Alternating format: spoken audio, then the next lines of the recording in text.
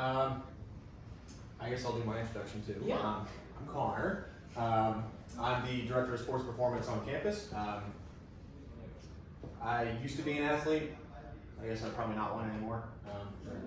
Not athletic. Anyway, not athletic enough to be called one.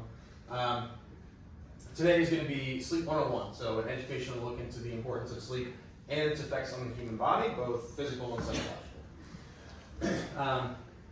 Here's kind of what we're going to, the order of how we'll look at things. So figuring out what sleep even is, why do we need it, as I said, the physical and psychological effects of what happens if we don't get enough sleep, how do we get better sleep, how much sleep is enough, signs that you're not getting enough sleep, common sleep disorders, and time for questions if we have, or if we have any questions.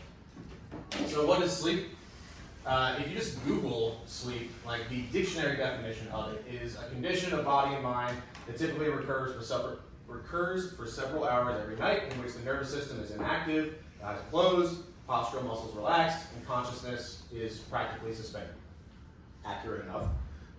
The sort of a more medical definition of sleep is from the National Institute of Mental Health, is sleep and wakefulness, being awake, are endogenous, which means happening within you, not happening outside of you. Endogenous, recurring behavioral states that reflect coordinated changes in the dynamic functional organization of the brain and that optimize physiology, behavior, and health. Homeostatic and circadian processes regulate the propensity for wakefulness and sleep. A lot of $5 words there. So it's basically, these are both correct, but this definition obviously gets a little bit more into what sleep actually does versus just describing what somebody looks like when they're asleep. And we're pretty much going to go over all of these, the dynamic functional organization of the brain, how physiology, behavior, and health is optimized. We'll talk a little bit about circadian rhythms and things like that. So what is sleep, or continuing on what is sleep, there are, depending on which source you look at, like you sleep in cycles. But depending on which source you look at, sometimes it'll say stage 1, 2, 3, 4, and 5, and it'll treat being awake as stage 1. Other times you'll just see this, like stage 1, 2, 3, and 4, and then wakefulness is just its own thing. They don't really count it. But one way or the other, you sleep in cycles. So if you're looking at just what a cycle looks like, you're going from your lightest sleep first to slightly deeper sleep to your deepest sleep, and then REM sleep. REM sleep is probably the one that you've probably at least heard of at some point before. This is what one cycle will look like, and this is not rigid. This can be a little shorter, this can be a little longer. This is what an entire night worth of sleep looks like. So we are quite literally cycling in and out of stages of sleep as we progress through the night. So stage one sleep is shifting from wakefulness to sleep. So it's really, really light sleep, almost like the feeling that you guys will probably be experiencing in about 40 minutes after you've heard me talk for so much, where you're just kind of doing that little, nodding off. Your heart rate slows down, your breathing slows down, your eye movements and brain waves slow down, your muscles relax. They may twitch occasionally. If you ever, you're falling asleep and all of a sudden your foot twitches, or your arm twitches, it's called a myoclonic jerk. I learned that from watching House. I didn't Google that. Only lasts for around 1 to 5 minutes. So stage 2, it's deeper. It's essentially just deeper sleep than stage 1. Not quite dead to the world, but it's just not a continuance of stage 1, but it's just deeper sleep, but similar sort of processes. So the muscles are relaxing further, eye movements stop entirely, and your body temperature starts to drop. During the first sleep cycle of the night, this lasts for about 25 minutes, and it lengthens with each new sleep cycle. And you'll notice that with REM sleep as well, that its first sleep cycle, it will be X amount of time, and then it will increase as depending on the number of cycles that you go through on any given night.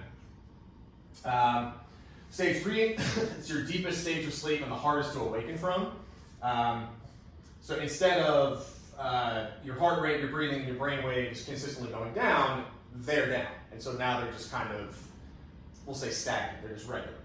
A person will experience the greatest amount of deep sleep during the first half of the night.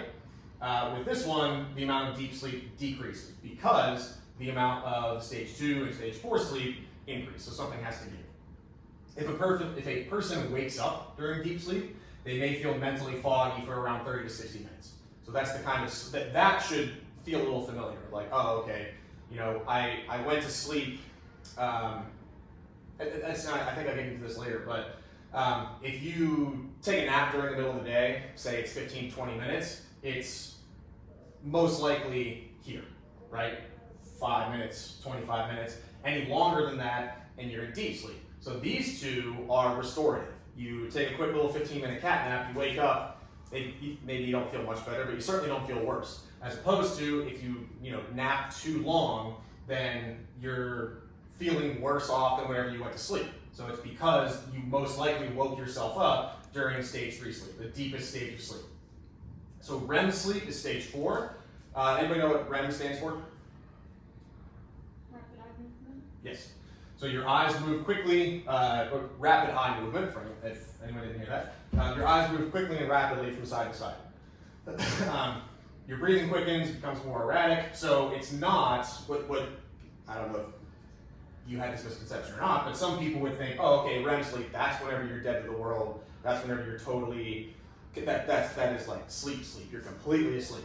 That's stage 3. REM sleep, you can see, eyes are moving quickly, your breathing quickens, becomes more erratic, your other vital signs like your blood pressure and your heart rate become less regular, so they go up, they go down. It's kind of more active sleep than one would think. Yes? Is there a stage of sleep where we dream, or is that any stage? REM sleep, which I think might actually be the next sentence. Yes. Good question. REM is the sleep stage most associated with dreaming, although dreaming can also occur in other stages. Just my own personal experience, and I mean, you guys tell me, I find my dreams are the weirdest the shorter amount of time I'm sleeping. So when I take naps, it gets really weird in there. If I'm sleeping just like at night, maybe I'm still, driving a go-kart made of marshmallows, but it gets really abstract whenever I'm napping during the day. You guys may notice anything similar? Yeah? So REM sleep is the sleep stage most associated with dreaming, but you can dream in other stages as well. Anybody ever get sleep paralysis? Yeah? It's horrifying, isn't it? Yeah. So muscle atonia, temporary muscle paralysis, which occurs naturally during REM sleep, and it quite literally prevents you from acting out your dreams. So it's sort of a defense mechanism of if you're sprinting in your dream, you're paralyzed, so you can't do that in real life. First stage of REM sleep, or first cycle of REM sleep, only lasts about 10 minutes, and then it will increase in length as the night progresses, and then by the time you get to your final sleep cycle, it's lasting up to 1 hour. And I don't know how well, yeah, a little bit, this block is a little bit thinner, and it's getting a little thicker as we progress throughout the night. Our REM sleep is getting a little bit more lengthy. Bit of a long slide, bear with me here. So there's a number of different theories as to why we need sleep. As far as I can tell, just based on what I've learned and kind of the things that I've read, is that we don't really have a good, if somebody comes up to some scientist and says, why do we need sleep? They have to explain all of this. They can't say, we sleep because X. So there's really no one thing that we can pinpoint as to, well, this is why we fall asleep. This is why we need sleep. This is why we get tired. One is energy conservation. So if you are, I'm burning more calories right now simply by just being awake. I'm not exercising, I'm standing up, but I'm bad at that door, so.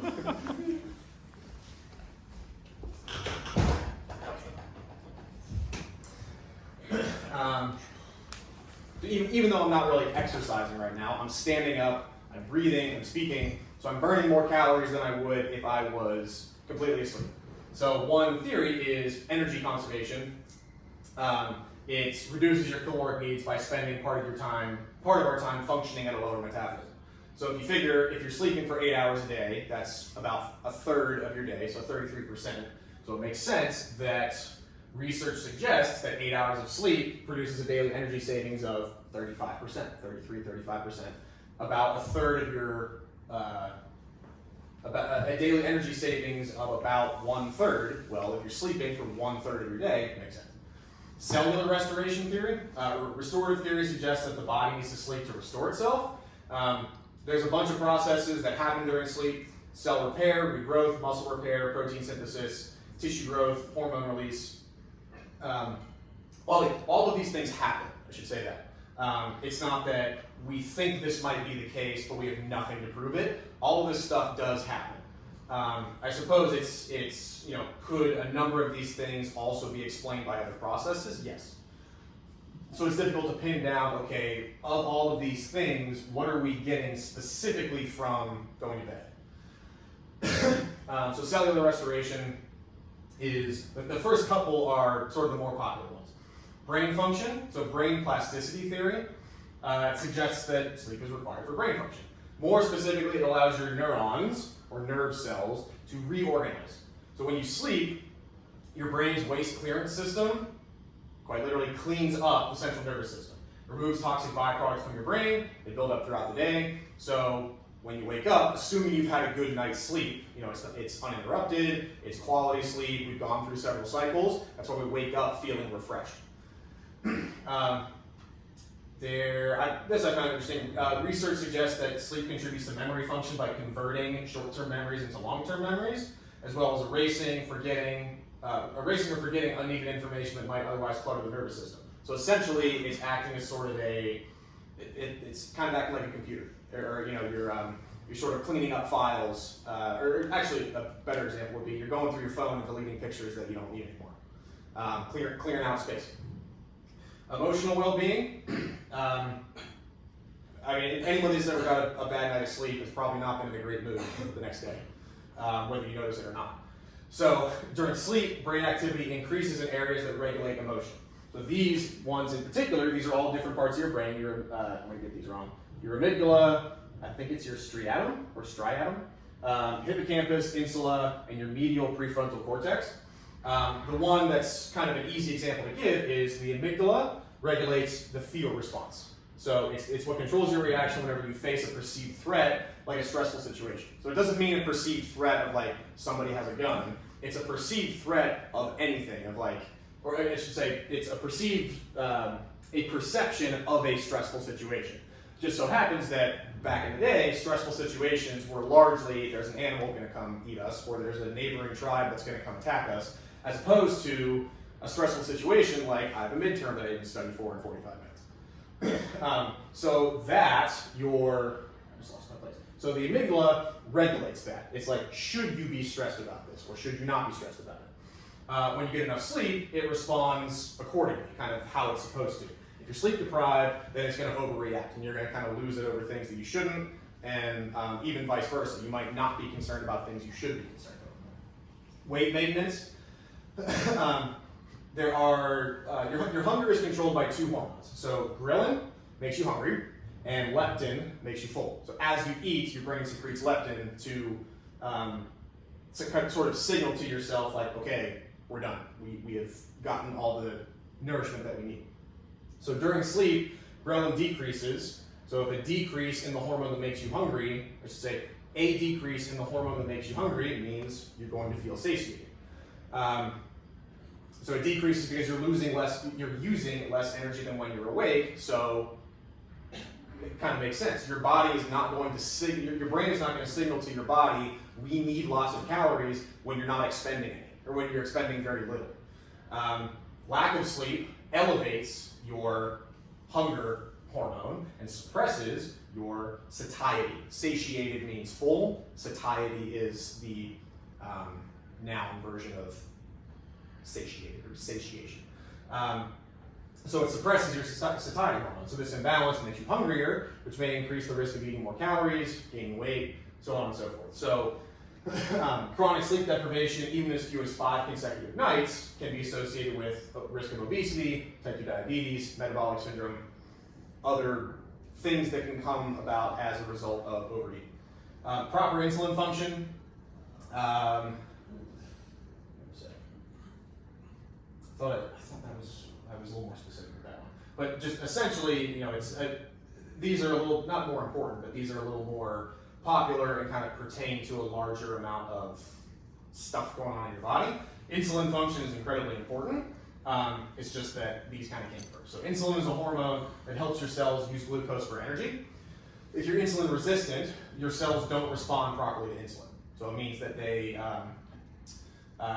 will either refuse to take up, they will not take up glucose into the cells, which means that your blood glucose levels will go up because all the glucose is just in your blood, it's not going anywhere, and then that eventually leads to type 2 diabetes. Sleep protects against insulin resistance, keeps your cells healthy so that they can easily take up glucose. Immunity, when you sleep, your body makes cytokines, which are proteins that fight infection and inflammation. And it also produces certain antibodies in immune cells. So the more sleep we get, the more consistent sleep we get, the more we're producing the types of cells and proteins and things like that keep us from getting sick. Which is why when you are sick or even just stressed, that sleep is important because you need even more of those immune cells and protein. And then heart health, lack of sleep is associated with risk factors for heart disease. It's just based on thinking back to what these stages are like. Your heart rate, breathing, and eye movements slow down. They slow down further, and then they're regulated at a very low level. So if we're not getting enough sleep, then it would make sense that your blood pressure is going to be high. Increased sympathetic nervous system is like fight or flight. So sympathetic gets you jacked up. Parasympathetic calms you back down. So if your sympathetic nervous system is always active, then your heart rate is always going to be higher, your blood pressure is always going to be higher, and chronic elevations of heart rate, blood pressure are going to stress your heart over time. I know that was a long one, but any questions on that? Anything surprising? Or anything interesting? Stop talking and move along? Okay. What happens if we don't get enough sleep?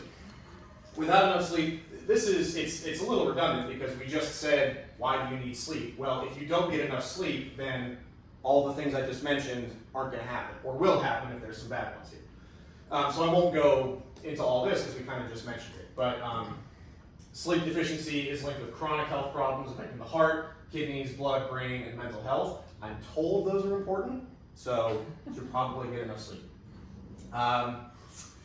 Lack of sleep is also associated with increased risk of injury for both adults and children, especially the older adults get, the more frail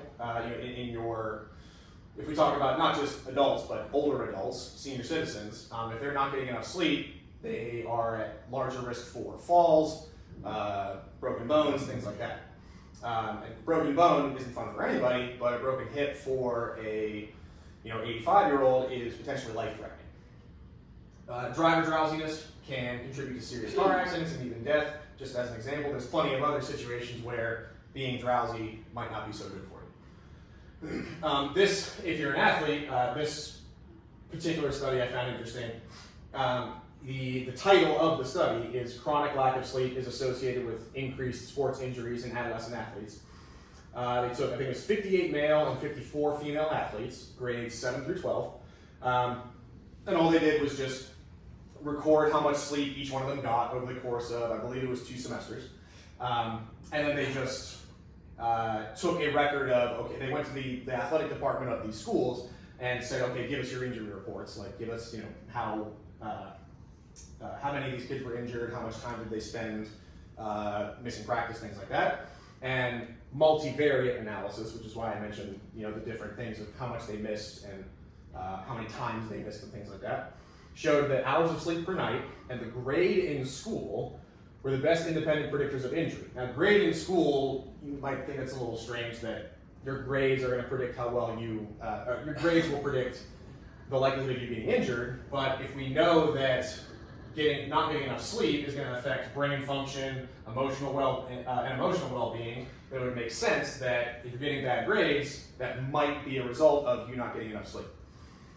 Athletes who slept on average less than 8 hours per night were 1.7 times more likely to have had an injury compared with athletes who slept for more than 8 hours. And this I thought was the most interesting part. For each additional grade in school, meaning each year that you get older, the athletes were 1.4 times more likely to have had an injury. So the older you get, the more important sleep becomes, and the longer that you spend not getting enough sleep, the more the likelihood increases of you sustaining an injury. How do we get better sleep?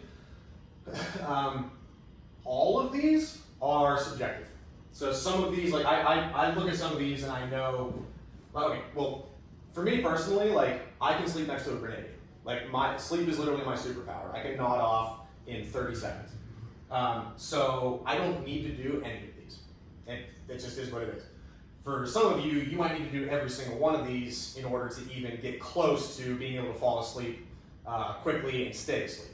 So some of these might help you, some of them you just think are dumb. It's whatever you think is most convenient for you. And some of these I will sort of indicate as ones that I think will be particularly effective. Increase bright light exposure during the day. That's one I think that is important. Helps regulate circadian rhythms. Circadian rhythm is essentially just your body's innate knowledge of it's this time of day. So your body knowing that it's generally around the morning, it's generally around the evening. If you spend all day in a room with artificial light and you have absolutely no idea what time it is, then your body isn't, over time, your body isn't going to have that regulated circadian rhythm that tells you, okay, it's getting to be 8 o'clock, 9 o'clock, 10 o'clock at night, we should probably start to get tired. It's going to be all over the place. So you might be jacked up at midnight and then noon rolls around and you can't keep your eyes open because as far as your brain is concerned, even though it's noon, it thinks it's 10 o'clock at night. So not only increasing, when it says bright light exposure, it means to the sun. There are some products that you can get where if it's, hey, just for whatever reason, you're shut in 24 hours a day, don't know why, but just for whatever reason that's the case. There are certain things that you can do to mimic real sunlight. It's not just stare at any light bulb and that counts. You have to look for a specific product. But increase your exposure to the sun during the day. And then conversely, reduce blue light exposure. What's blue light? Phone and what else? TV. What gives you, so what's an all-encompassing word? Technology. Pretty much, technology. Reduce exposure to blue light in the evening. One, because it disrupts circadian rhythms. Again, because you're just staring at bright lights when it's pitch black outside. And two, it's just stimulating for your brain. So it's just your brain is doing work, it's interpreting stimuli when it should just be kind of winding down for the night. That's not particularly practical. And all the athletes in here, even if you're not an athlete, you got a busy day, you come home, the sun is down, and you got to stare at blue light because you got to do homework on a laptop or on a phone or whatever it is.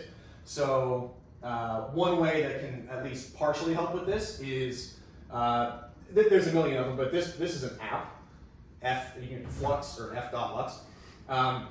What it does is over time, I used to have it installed on my laptop, and what it will do is very, very slowly change the shade of your backlight from blue to orange. So if you're on your laptop 8 straight hours, you will absolutely not notice it whatsoever. But on a day where maybe you don't look at your laptop all day, and then you open your laptop at say 10 o'clock at night, you're gonna be like, that's bright orange, that's like dark orange, how do I not notice this? So is it as good as avoiding blue light entirely? No, but I did notice just with myself that had an effect. I didn't feel just so like, my eyes didn't feel so burned open trying to go to bed. They felt a little bit more relaxed. So that is something I'd recommend if you're gonna be stuck staring at a laptop late at night. Avoid caffeine consumption late in the day. Nothing after 3 p.m. Caffeine levels can stay high in your body for 6 to 8 hours after consumption. I think they say they can stay high in your body because I think the half-life of caffeine in general, 12 hours. So which means that if you consume 300 milligrams of caffeine, 12 hours later, there's still 150 milligrams of caffeine in your body. So caffeine takes forever to clear out of your system. So if you can avoid it, avoid caffeine. I would say avoid caffeine completely. But if you can't, then avoid it, at least try to avoid it after 3. We talked about the daytime naps, so reduce irregular or long daytime naps. If you, just for whatever reason, noon for you is always free. And you're like, okay, I'm gonna take a 15-minute nap every day at noon, 12 to 12:15, and then go about my day. That's fine. It's your body's used to it.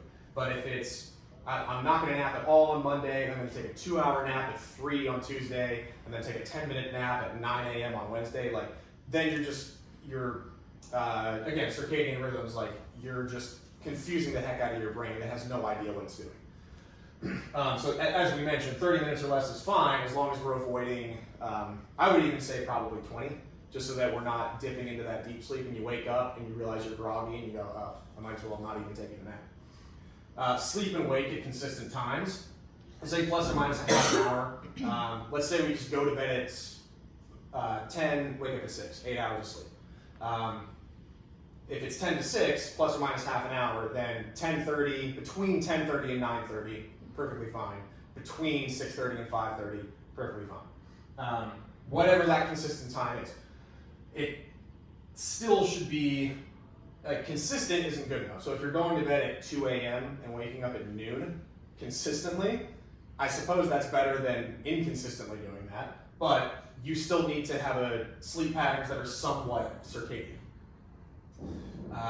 Don't drink alcohol. I know that's a completely futile thing to tell you guys. So, but if you, just so we know, consumption of alcohol alters your melatonin production. So you naturally produce melatonin. Obviously, you've heard of melatonin supplements, which I didn't put on here simply because, in my own personal opinion, I don't like relying on a pill to perform a necessary bodily function. If none of these work, and we'll talk about it in a bit, if you've got chronic insomnia and you're just like, for the love of God, I need to fall asleep, fine, like use melatonin, use whatever you need to use. But just generally speaking, I don't want to casually use a supplement and then all of a sudden realize like, oh, I can't fall asleep, I haven't had my melatonin. Like, to me, that just doesn't, I don't like having to rely on that. So since you naturally produce melatonin, drinking alcohol messes with that. Optimizing your bedroom environment. So the temperature, if I kept my bedroom at 70 degrees, like I would die of heat stroke within an hour. Like I run hot. So for me, that is absolutely not the case. For other people, 70 might be freezing. So that 70 is a very, very general, like if you're somebody that doesn't particularly find that they're affected by heat or cold, and it's just like, I don't really mind one way or the other, then try 70. That is a temperature that is not particularly noticeable. But if you run hot or you run cold or whatever it is, then just choose a temperature that's comfortable for you. Noise, external lights, and oddly enough, furniture arrangement can actually have an effect on how well you sleep. I won't get into the furniture arrangement part so much, but to legitimize it a little bit, if you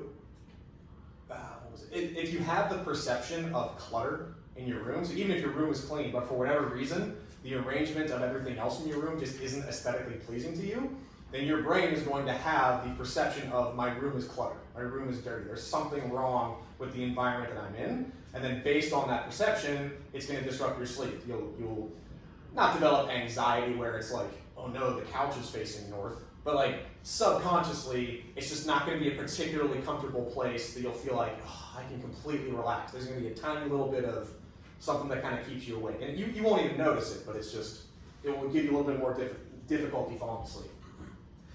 So in terms of noise, minimize external noise. External noise and light and artificial lights. A lot of people, especially in college dorms, putting a towel underneath your door, or like at the right on top of your door frame. If you have noisy roommates or a noisy common room, that tends to help at least a little bit, kind of muffle the noise. You can use a white noise machine, or brown noise, or pink noise. And as long as you are picking some kind of noise that is a consistent sort of droning, it's helping distract you from words and other sounds that people are making, that is better than picking up on somebody's conversation or listening to a television or something that has a dialogue, because then it's just going to keep you distracted and keep you awake. So overall, make sure your bedroom is a quiet, relaxing, clean, and enjoyable place. One thing that I didn't mention on here is use your bed for two things, two S's. One is sleep. I'll let you figure out what the other one is. But anything else, whether it's like doing homework, okay, I'm glad people eventually go, like eating, doing homework, all kinds of different things that people do on like watching shows. If you spend, the more time you spend on your bed doing things that aren't sleeping or the other thing, then you're going to start associating being awake with being on top of your bed. So you want, as soon as you hit the sheets, to have your brain trained to think, okay, I usually knock out as soon as this is the place where we relax. You don't want it to be a place where where your brain's getting stimulated. Avoid eating large meals or consuming large quantities of fluid before bed. There's nothing wrong with eating anything at any time of night in terms of fat gain or health or anything like that. But eating a large meal simply because it's going to cause you more gastrointestinal activity and possibly gastrointestinal stress right before bed, probably not the best idea. If anybody's ever been to, something, an all-you-can-eat place, and then immediately try to sleep afterwards, you feel like a beach man. So, no one just make it. And as I said before, it disrupts hormone and melatonin production. Meditation or deep breathing. Another app, Headspace, is free. There's a paid version of it that will give you thousands of different things. But Headspace, the free version, is very useful. There's a wonderful British man that narrates the whole thing. I think like one summer I just ended my day with it. I went to bed with like my phone right on my chest just with it playing. And I think I got through the entire free portion of it, and it was phenomenal. That's probably the easiest time I've ever had falling asleep. By the end of it, I was out in probably 30 seconds. So highly, highly recommend Headspace. Or just generally, Headspace is guided meditation, so it will tell you focus on this. It kind of instructs you on how to meditate. But even just you can't be good or bad at meditation, and I could go on for days about that just because it's something that I'm interested in. But just generally speaking, there's not a right or a wrong way to meditate or practice deep breathing before you're going to sleep. So don't think to yourself, oh, well, I'm not having out-of-body experience when I meditate, so that means I'm doing it wrong. No, all it means is just sit there with yourself, with your thoughts, and don't try to force your brain to do one thing or the other. So the only other thing I'll say about that, kind of a tip, is oftentimes whenever you're meditating or even just practicing deep breathing, you'll start to think of something. And then for a lot of people, the immediate thing that they'll try to do is stop thinking about that thing. If I say don't think about pink elephants, what do you think about? Pink elephants. So instead of thinking don't think about that thing, just acknowledge that it's there. Just let it come in.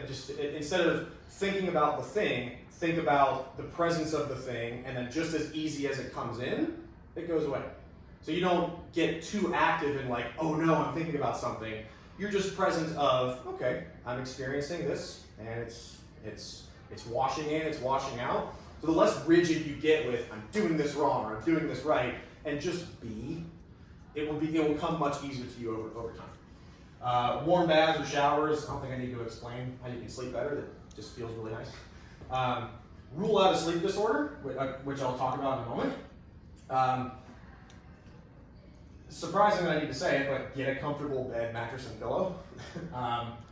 I will say, I had, just out of nowhere, I'm used to my bed, went home and visited my family a year or so ago, and the bed that I was in felt really, really comfortable. I had a great night's sleep. Woke up the next morning, and I was in so much pain in my mid and lower back that I had to roll out of bed onto the floor, and I couldn't stand up for a good couple of minutes.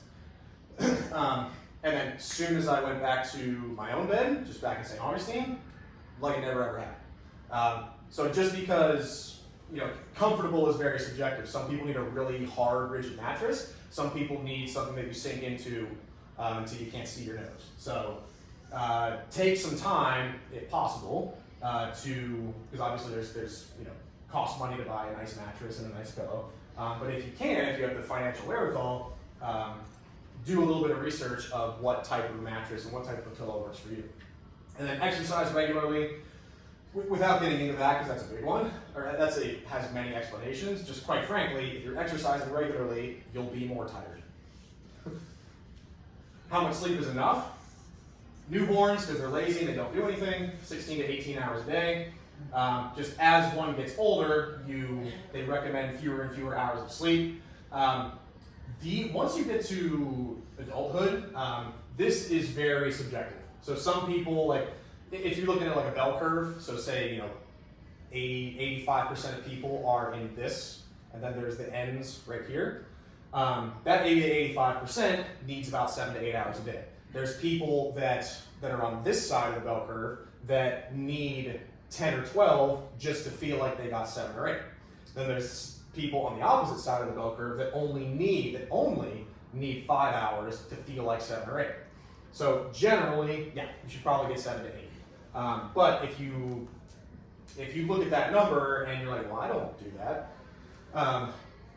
maybe it's first consider that you might not be getting enough sleep or you might be oversleeping, but don't think that it's just because you're not getting that much sleep and you're functioning, that's not necessarily wrong. Signs that you're not getting enough sleep, again, we already talked about a bunch of effects, so this is just kind of like things that you can tell right off the bat. Trouble getting up in the morning, trouble focusing during the day, poor judgment, dozing off during the day, difficulty regulating emotions. So if it's just for whatever reason you think, I just don't feel like myself. If I'm shorter with people than usual, if I'm snapping at people, or if I'm laughing at things I don't normally laugh at, whatever it is. Fluctuating weight, abnormal appetite, which we talked about. Poor skin quality, particularly in your face. Red puffy eyes or dark circles under your eyes. Poor libido. As we mentioned, all the fluctuation in hormones. That will be a very significant marker and a very obvious one. And getting sick more frequently. So I won't scroll all the way back, but we talked about immunity, getting more sick. Talked about hormone regulation, poor libido. Emotional well-being, poor judgment. So brain function, focusing during the day. So I think this is the last one. There's over 80 sleep disorders. These are the 4 most popular ones that you've almost certainly at least heard of, if not perhaps experienced. Insomnia is almost certainly the most popular one. Like you can ask a room full of 100 people what insomnia is, and 95 of them can give you the definition. Or at least a partial one. So inability to initiate or maintain sleep. When most people think of insomnia, I would imagine they think of, okay, it's bedtime and I can't fall asleep. It can also take the form of waking up way too early and then not being able to fall back asleep. So I went to bed at 10, I slept until 2, I only had to get up at 6. For some reason I woke up at 2, there wasn't an alarm, there wasn't a loud noise, I just woke up at 2 and I'm wired. I'm just awake now, I can't go back to bed. That's also insomnia. It's also commonly misdiagnosed simply because the only symptom is I can't fall asleep.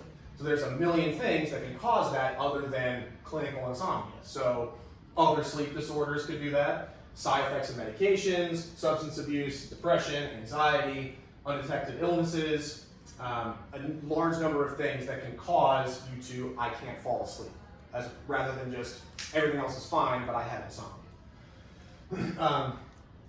Well, one strategy, so did anybody suffer from this? Maybe not chronically, but like anybody ever had a couple of days, maybe a week or so of like, I just can't fall asleep. If you're ever experiencing that, one thing I found interesting was chronic psychophysiological insomnia or learned insomnia may result from a stressor combined with fear of being unable to sleep. Meaning that if it's been 7 days and you're in the same bed, same mattress, and it's can't fall asleep, can't fall asleep, can't fall asleep, quite literally just change the location in which you're trying to fall asleep. Because all you've done over 7 days is associate that room and that bed with a place that I can't sleep. So just try changing your environment and maybe you end up falling asleep. Even if it means just going into the couch in the common room or whatever it is, that very well could help you out. Narcolepsy, excessive daytime sleepiness combined with sudden muscle weakness.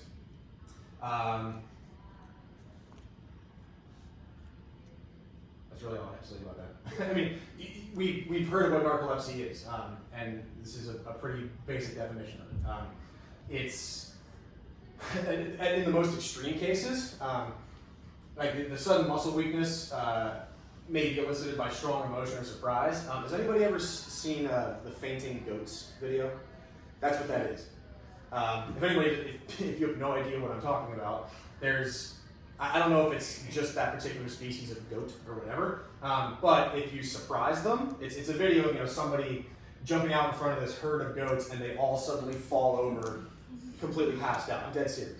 And it's because that strong emotion or surprise is eliciting that muscle weakness and the irresistible sleepiness, like it's combining to, they just suddenly all collapse. It's a weird video, but the degree to which that might happen in humans is much lower, but you'll still notice, like that is still possible in humans, just nodding off no matter what. Anybody ever had restless leg syndrome? Or know what it is? Yeah. I deal with the last two, and this is, I wouldn't wish this on my worst enemy.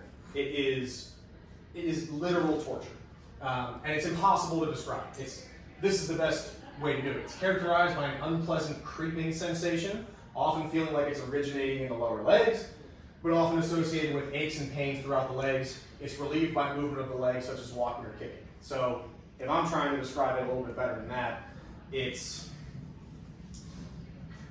not like you're getting tickled, but it's not like you're getting pinched. It's like a combination of the two. And if you stay still, it just keeps getting more intense and more intense and more intense until you are so compelled to walk, to get up or move or kick your leg that you almost fall out of bed. Like it is just, and it's just constant. You do that, 15 seconds later it happens again. You do that, 15 seconds later it happens again. And you just hope that you're tired enough that you can fall asleep by the time it comes back around. It's awful. If anybody does suffer from this, or now that I've mentioned it, you feel it, one thing that I found that helps to us almost to a cure is powdered magnesium. If you ever see that, it's a fairly popular supplement now. It's just a white tub and it says Calm on the front of it. Anybody seen that? You know what I'm talking about? It's just magnesium. There's nothing wrong with it. It's a perfectly healthy supplement. That literally overnight. I take the gummies. Yeah, magnesium. Yeah. Yep. Calm. Mm-hmm. Yeah, it's there's few things in life that when they say they're going to do a thing, it does exactly what it says. But that's one of them. It also helps with cramping during prolonged activity. Yeah. So, Another one that I, only because this worked for me, is lavender. My girlfriend's a hippie, so she has a whole bunch of essential oils, and she just like dabbed the teeniest, tiniest bit of lavender essential oil under my nose, and just the smell of that, like I could literally feel it wash out. It was the craziest thing I've ever experienced. But if you're just trying to relax in general, one that I could have included with ways to get better sleep would be just, what are they called? The essential oil? Diffusers. Lavender essential oil I found is very, very relaxing. And then sleep apnea. Anyone's dad have this? Anybody's dad kind of a big guy? He probably has sleep apnea. He's a big snorer? Oh, yeah. Yeah, he most certainly has sleep apnea. So, He's so fat. if you it's not like this is being recorded or anything. If you snore, it doesn't necessarily mean you have sleep apnea. But if you have sleep apnea, you most certainly snore. It's characterized by periodic gasping or snorting noises. So it's not just the standard snoring, but it's choking. Like they will actually and choke. Like some people will do it. It happens to me. Like I did a sleep study and everything. Happens to me probably 8 or 10 times a night. I'll stop breathing for maybe a second or two. Who does? My roommate, Jess. Yeah. It's dangerous. So scary. Did she ever have a sleep study? No. Tell her to. She should. So, and like, I'm not trying to make you nervous or her nervous or anything, but this is a horrible, horrible problem if left untreated. Like, think about all the things that we, like in particular, the brain function, cellular restoration. Like, this is it's becoming a much more mainstream problem amongst larger men. Because the bigger you are, the more muscle you have in your traps or your neck, or even just not necessarily muscle but tissue, the more your airway is going to get blocked up in some way, and the harder it's going to be to get that full breath. So, and it's quite literally what's happening is that you are choking in your sleep. So some people, it will. How often do you notice it? A couple times a night, or Every night, yeah. like how often each night? Like 3 to 4 times a night. Okay, so still something that she'd want to look into. Like I said, I did a sleep study like the whole 9 yards. They like put me in a hotel room and put like 50 different wires on my head, and they found that it was probably happening to me about 8 to 10 times a night. There's people that it will happen hundreds, where like the entire night for 8 straight hours, every 15 seconds they will stop breathing, and then they will start breathing again, and then 15 seconds later, happens again. If you can, it's probably not a surprise that is horrible for your brain. So if you notice somebody that's doing that, or if somebody, the way that I noticed it was because I'm asleep, I couldn't tell, is my girlfriend said, you snore like a moose, so you should probably get checked. If you know somebody that is either snoring just crazily loud, or that you're noticing that choking sound, it would be a very, very good idea to have them either get checked or wear a nasal strip to open up their nose. You can wear mouth guards to bring your jaw forward to open up your throat and help you breathe a little bit better. There's a number of over-the-counter ways that you can help with that without having to like go to a doctor and get a CPAP and all that stuff. You're gonna say something? You can ask them to go. It might be a good recommendation to talk to like Holly and Health Services and just see what recommendations they may have for them. Mm-hmm. Yeah. It's dangerous. Yeah. It is. Anything else? And anybody have any questions, myths, traditions, common misconceptions, things that you'd like cleared up about sleep? One question. Yes. You got this. Can I just ask you what your opening first sentence was? How you open up your speech is? I forget. I didn't write this. I mean, technically it was, "Hi, I'm Connor." So you introduce yourself. Yeah. Yes. Is it a concern if you have like really bad nightmares about like horrible things? I'm not even gonna pretend like I'm qualified to give a good answer on that. Are they causing panic? for Yeah, the like person? waking up in the middle of the night, like Yeah, like waking it's, up out of bed. you could, again, like, yeah, So that could be night terrors. That's what I was gonna say. and Oh, yeah. associated with like anxiety, and it could be something treatable through maybe mental health counseling and working through like the emotional health through that avenue. Mhm. Yeah. Yeah. yeah, because that could be, just to tack onto that, because you are certainly more qualified to speak on these things than I am. Well, I've had a lot of sleep tests done as well, so. Okay. Just kind of echoing what she's saying, like it's difficult for a layman person to determine, okay, is this just a bad dream, or is it a nightmare, or is it a night terror? Like, how do you possibly determine which is which? I think seeing a professional of some kind would be, and it's you don't look at it as like, oh, I gotta see a shrink because I get freaking night terror is great. It's simply just, hey, it's just like if you were to take your car to Meineke Car Care and say, like, hey, it's making a weird noise. They're not suddenly going to say, like, well, you got to get a new car. It's totally useless. It might just be, oh, it just needs a little tweak. So same thing. If it's, hey, you know what? Let's just try some deep breathing before you go to sleep, or let's try some positive words of affirmation, or things like that. Like that might be all it is. Yeah. And meditation is a really good tool. Connor mentioned Headspace, but on our website underneath wellness resources, there's one specifically for emotional wellness. And we have identified a bunch of apps that are free as well that you can use to kind of help guide you through sleep and kind of relax your body.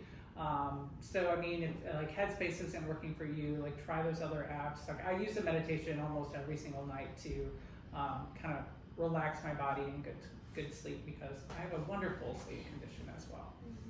So yeah. Yes. What's it called when I'm sleeping and every night I wake up because it feels like I'm falling and I wake up, my body like shoots up. That is a thing. Yeah, it is. I don't know what that's called. It is so scary. Or like, are you really in a car chase and you're about to die and you just wake up? Yeah.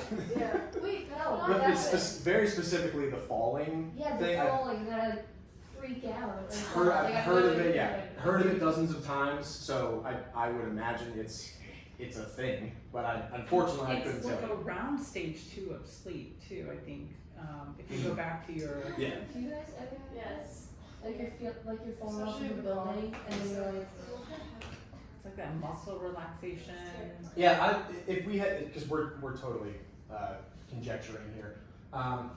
If you're looking at the first 2 stages, do you notice like what time of night it is? no, I just get really scared and then I crawl over the wall again. I'm not checking the clock. If I had to guess, it might be in stage 1 or 2 because like muscles relax and muscles relax further. So if combined with something surprises you and wakes you up, like being woken up out of sleep already is a little startling.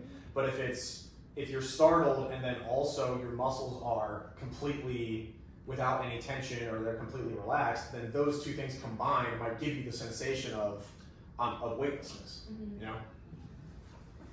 There was. It's been a long time since I used this, but UCLA used to have a. There's no service. If one more thing to tack on to the meditation thing, this was years and years ago. I don't know if it's still the case, but UCLA used to have somewhere deep into their academic website meditation resources, like same kind of the same thing there. And I remember using those, and it's I just remember having a lot of success with them. So if I was trying to Google it, but there's no service in here. So if you just looked up, say like UCLA meditation resources, or even like UCLA meditation free recording or things like that, it might still, I don't know why they would take it down. So it might just be a little difficult to find, but I do know that they at one point had a lot of resources for free on their website. And we tagged some of those resources on our website so that it's out there. We wanted to make it easy for all of our Flagler students to find. So that's I don't think I have UCLA's, but I do have another university. It's been a while. They have a lot of guided meditations that they've created for their students that we were like, well, why duplicate this when this is a good tool that you can use? Good questions. Anything else? Anyone else? Have you made a TikTok on that yet? We have not made a TikTok. Charlie D'Amelio has Oh. We'll get right on that. Alright. that. Thank you. Has everyone Thank you. checked in? Yes. Okay, awesome. Well, thank you so much for coming. Thanks for coming by.